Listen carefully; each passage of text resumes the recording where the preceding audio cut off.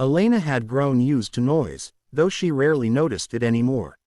The noise was everywhere, echoing in the streets, lingering in conversations, pulsing through screens, and building inside her own mind. Noise of expectation, of pressure, of the endless race to keep up.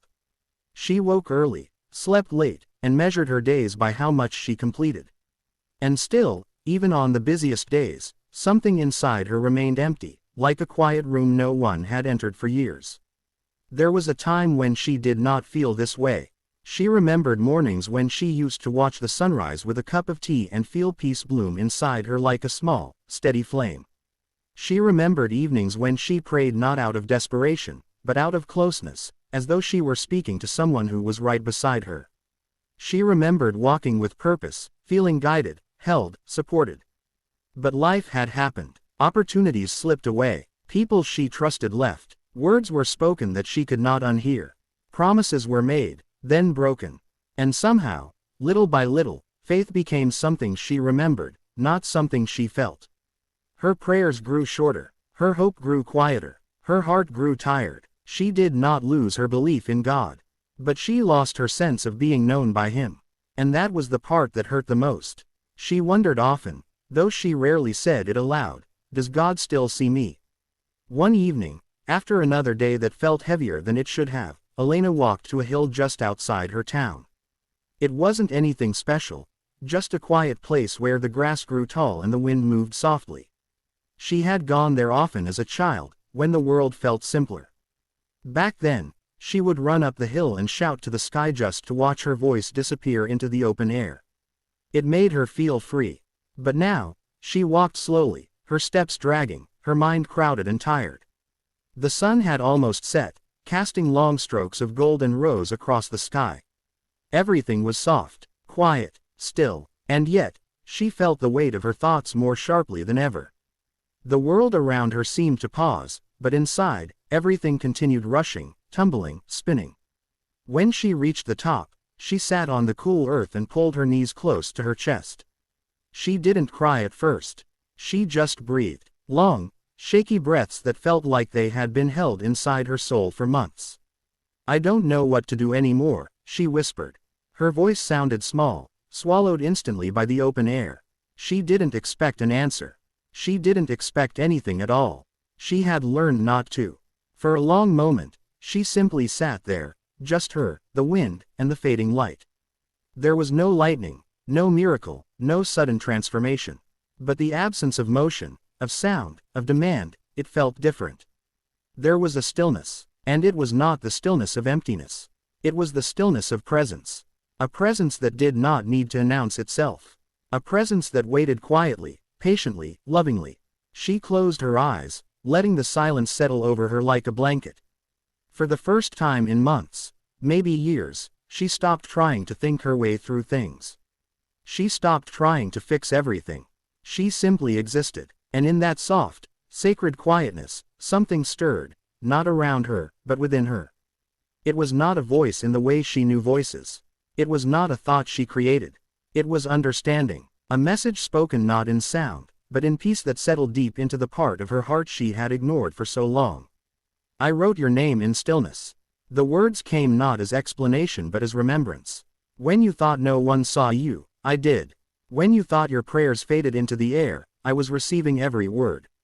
When you were disappointed, I was near to you. When you were silent, I was listening. I did not need the world to recognize you for you to be known. Your name has been held in a place untouched by noise. You have never been forgotten." Tears slid down her cheeks, not from pain this time, but from relief. She realized something then. The world assigns value loudly. But God assigns value quietly. And His quiet is not empty. His quiet is deep, steady, eternal. It was not that He had been silent. It was that the noise of life had grown too loud for her to hear Him. She wiped her cheeks with the back of her hand. The sky had deepened into twilight now, stars beginning to appear faintly like whispers of light. A cool breeze brushed her hair away from her face. Everything was slow, unhurried, alive. She hadn't received instructions. She hadn't been given answers. But she had received something more important. Assurance. Not everything needed to be fixed immediately. Not every ending had arrived. Not every chapter was closed. She was still held in a story that was unfolding. And the author had never lost track of her place in it. She took a long breath. Deep, calm, full. And for the first time in a very long time, her heart did not tremble. Days passed, and though nothing in Alina's external life shifted overnight, something within her had undeniably changed. The world still carried its noise. Responsibilities still called. People around her still moved at hurried speeds and spoke in hurried tones. But Elena no longer felt swallowed by the chaos. The stillness she had encountered on the hill had rooted itself inside her, like a quiet lamp glowing in a dark room. She found herself waking in the mornings not with dread, but with awareness, of breath, of existence, of meaning. She no longer rushed her mornings. Instead, she sat at her small kitchen table with her notebook and let the silence speak. Sometimes she wrote words she didn't understand fully, but she knew they were not there to be understood instantly, they were there to be lived.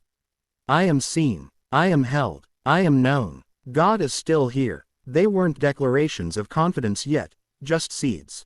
Seeds she watered with each day she allowed stillness to return. Her friends noticed the changes before she spoke of them. They saw her smile linger longer. They saw her eyes soften. They saw her breathing slow. She still felt emotions, joy, frustration, sadness, but they didn't carry her away anymore. She could feel them without drowning in them. One afternoon, her coworker Mara pulled her aside gently. You seem different, Mara said, trying to choose her words. Not tired, not heavy, just calm, like something shifted. Elena paused, considering how to explain something that had not happened in the world but in her spirit. I think, she said slowly, I remembered that I'm not alone. Mara nodded, perhaps not fully understanding, but sensing sincerity. The conversation moved on, but those words stayed with Elena long after. I remembered I'm not alone. It was the simplest and truest explanation. She began paying attention to small things, the way sunlight pooled on her floor in the morning, the way leaves swayed on her walk to work, the way silence between breaths held a kind of quiet holiness. Every moment seemed to contain something sacred now. Not dramatic, not overwhelming, just present. Some evenings, she returned to the hill. Not every day, not out of desperation, but when she felt pulled, not by worry, but by invitation. She would sit in the grass, watch the sky soften at dusk, and let the quiet settle again. Sometimes nothing happened at all. Sometimes the only sound was the wind brushing against the tall grass.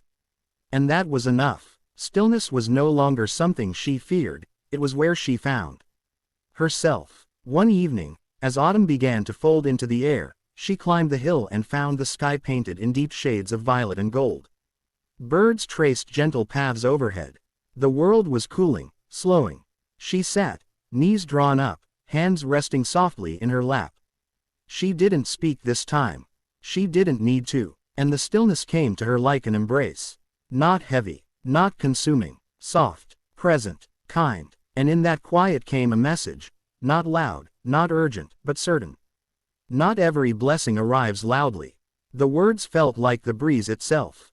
Some blessings come like dawn, so gentle you do not see them arriving. So gradual you think nothing is changing. But everything is changing. She breathed in, slow and deep. She understood. She had been waiting for transformation to appear in bold, unmistakable ways, closures, resolutions, breakthroughs. But now she saw. God had been changing her by forming peace where chaos once lived. He had been rebuilding her from the inside outward. Not to impress the world, but to restore her soul. I am working in silence, the message continued, but I am not absent. Your name is held in my care. Your steps are guided even when you feel you are standing still. Trust the pace of my creation. Trust the timing of your becoming. Elena felt tears rise, not from sadness, but from recognition. She had always believed that breakthrough required motion. But here she was, finding strength in stillness.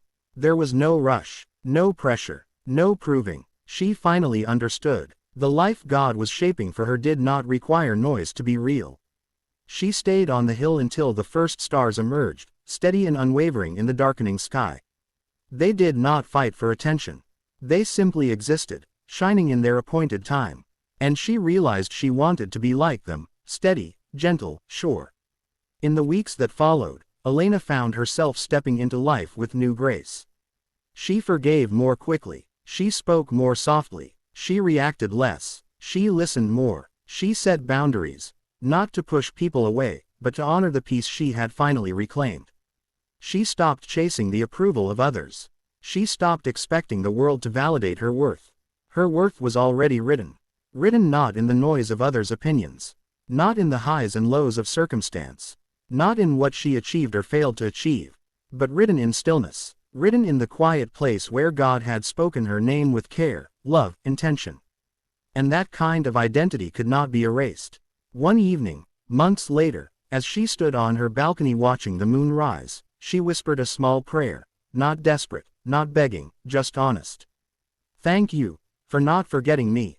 She felt the stillness again. A presence that needed no explanation. And though the world continued moving fast below her, Elena knew she didn't have to match its pace. Her life was unfolding on time. Her story was being written with care. Her name was held safely in the hands of the one who formed her. And in the quiet, sacred space of her heart, she understood. She had not simply found peace. She had returned to it.